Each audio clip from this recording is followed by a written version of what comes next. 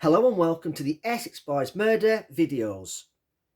These videos are based on key individuals and the murder victims' movements on the day of the 6th of December 1995. A quick mention to my Facebook page called The Real Essex Boys Murder Group. If you're interested, please feel free to join. I have some great people on there with a lot of knowledge on this subject. Also, if you're interested in the 5:03 PM phone call to Pat Tates mobile videos involving Mickey Bowman and Billy Archer, I do recommend watching from part 60 onwards with the sequence of events that has led me to this video and the time frame being around 7:35 to 7:50 PM on the evening of the murders. Now, as I've covered the sequence of events to look at the possibility of Mickey Bowman and Billy Archer who could have carried out the executions, I'm changing the videos slightly from now on, as I'm going to be covering Bowman's arrest and his police interview. So I'm going to cover some new points along with other stuff I've covered in the previous videos. Now, if that 5:03 PM phone call to Pat Tates mobile was made on the 6th, was it Mickey Bowman ringing to tell him he's arrived where the meet would be taking place in an hour's time between the Essex Boys and Mick Steele? Just 4 minutes later, there is a call from Bowman to Tucker. What was this call about? I mean, Mickey Bowman is in active telephone conversations on the evening of their deaths. Now, Mickey Bowman also claims he had no phone and was using his girlfriend's, Deborah Ferguson's. Did the police check her phone to find other phone logs between him and the Essex Boys throughout the day and especially in the evening? Did they check with cell site data of where he was that evening? He could have been in this area in Brentwood at 5:03 PM when a call to Pat Tates mobile was made close to this pub. Was the undisclosed phone call at 5:07 PM Mickey Bowman made to Tony Tucker on the evening of the murders, was it made in this area? Have the police checked to see if any phone calls from the mobile phone Mickey Bowman was using was ever used in the Brentwood or Rettendon areas? He knew about a robbery that would be taking place in the upcoming days. I mean, he even knew there was going to be a double cross. He was also active with Pat Tate and Tony Tucker prior to their deaths.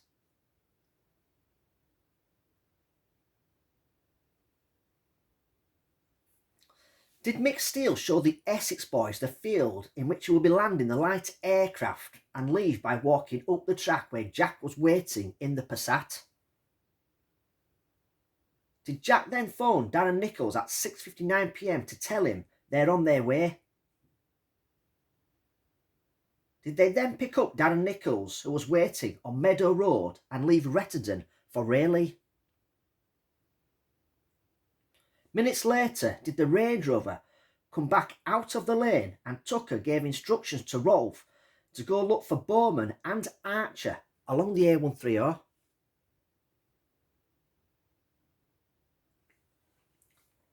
Were they spotted by the witness Ian Reid at 7:25 PM turning into Church Lane and make a complete U-turn? A dark-coloured Vauxhall Cavalier stopped in front of the witness so the Range Rover could begin a complete U-turn. Was this Mickey Bowman using Billy Archer's green Vauxhall Cavalier that night? The witness also saw a white Ford Transit van in the area too. The last sighting of the Vauxhall Cavalier was in a lane not far from the White House Farm track. Did Bowman wait for the Range Rover to catch up? Did Tony Tucker tell him to go down a farm track just around the corner and they'll do business there? Did Bowman say to Tucker that he'd wait for Archer and get into the van and they'll go down there and then they'll do business.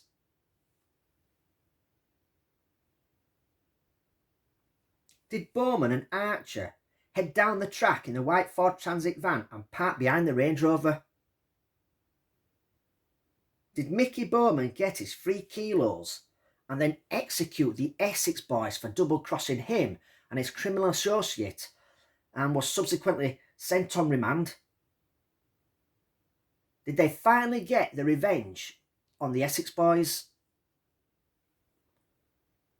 Were these murders carried out 40 to 45 minutes after the estimated time of death, which was just before 7 p.m? The farmer's son, who was working not far from the track grading eggs for his parents in a shed next to the farm shop, did not mention in his statement about hearing gunshots at 7 p.m. Another farmer, Michael Strelly-Upton, just over a mile away, wasn't certain what time he heard gunshots. First he said 9 to 9:30 p.m, then changed his mind to 7:30 to 7:45 p.m. If it was 7:30 to 7:45 p.m, this could back up they were shot later. Did the witness Kevin Tarbuck see Billy Archer driving away from the lane at 7:50 p.m. in the white transit van that almost collided with him? He said the van sped off in the direction of the Rettendon Turnpike. Did they park up somewhere and then come back for Archer's Vauxhall Cavalier?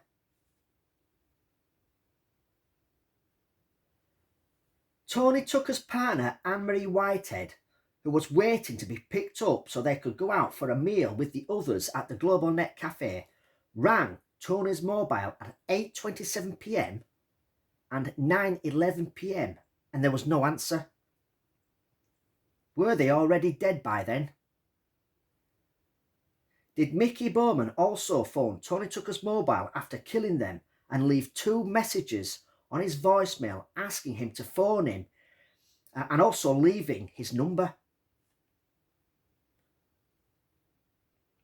Did he deliberately read out his number? Did he deliberately read out this number to cover himself? Was it just in case he was questioned by the police? It wasn't Mick Steele leaving messages, as I proved the number wasn't his, and his 2 mobile numbers were different from the one left by a Mickey.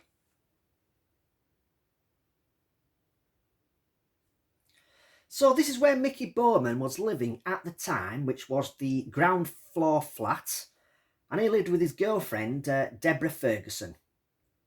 He was arrested at this place during a joint operation with Scotland Yard and was charged with firearms offences, and he was 27 at the time. Now, I'd just like to mention before I carry on that years earlier he was arrested and charged with possession of a firearm and received a 3-year prison sentence. The firearm was a shotgun. When he was set up by Tucker and Tate at the Happy Eater restaurant in Basildon, where he was to sell Tucker a gun, and the armed response unit arrested him and Archer, it was for breaking the terms of his licence along with Archer. So he was arrested at this property on the 15th of February 1996, and the first thing he says to a PC Montgomery is, "I've been expecting this for a few weeks. I was in the motor about 2 weeks before they were ironed out. I went out for a drink with them." PC Montgomery wrote this down in his notebook, which he's supposed to do. But when Mickey Bowman was asked to sign the notebook, he refused. Why say anything at all when he was arrested? That way he's not putting himself in any predicaments. This could be totally innocent and knows they're going to pull him eventually, so he's protesting his innocence from the offset.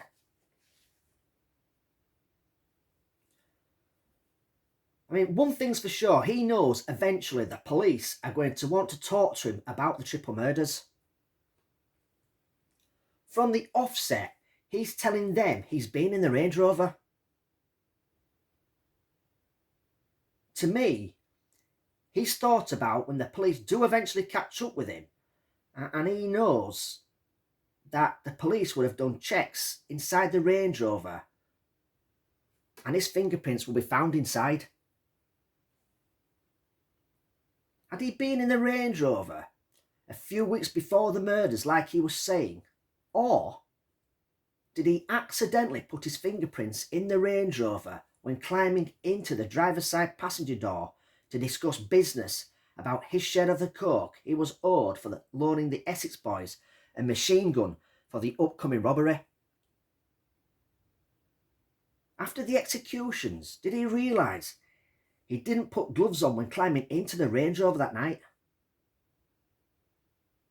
I mean, as soon as the police come knocking on his door to arrest him, it's the first thing he's talking about. Does anyone else find that strange?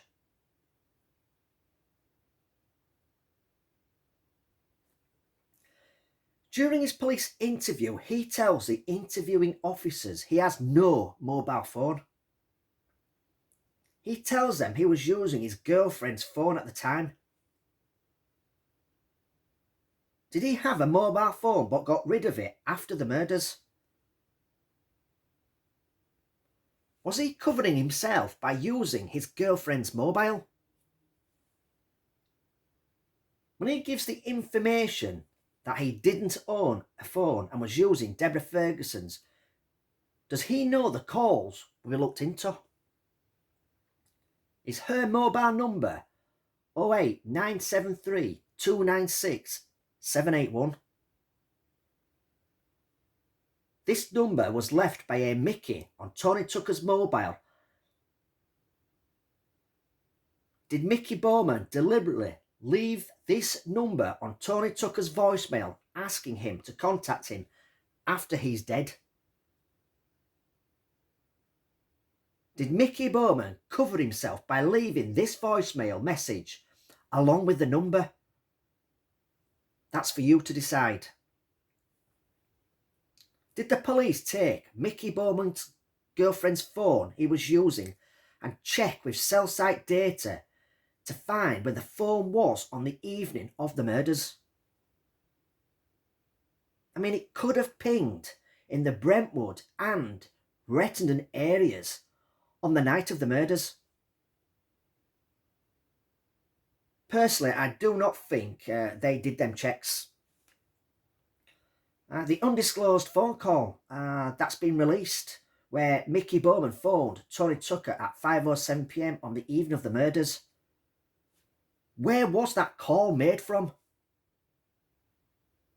Was it made in Brentwood, close to the Halfway House pub, where the meet would take place between the Essex Boys and Mick Steele in an hour's time? Did the police check to see where this call was made from? I mean, these simple checks would have implicated him in the murders or eliminated him from the murder inquiry. I really don't think the police investigated that phone or a previous phone Mickey Bowman would have owned with cell site data and found out if Mickey Bowman's whereabouts on the night of the murders. I mean, criminologists do say the person who contacted or met someone prior to their deaths are usually the ones that killed the person or persons. So I'll finish this video here and we'll carry on from the arrest and interview of Mickey Bowman in the next one. Don't forget you can join the Facebook group called The Real Essex Boys Murder Group to discuss this case further. So until next time, take care.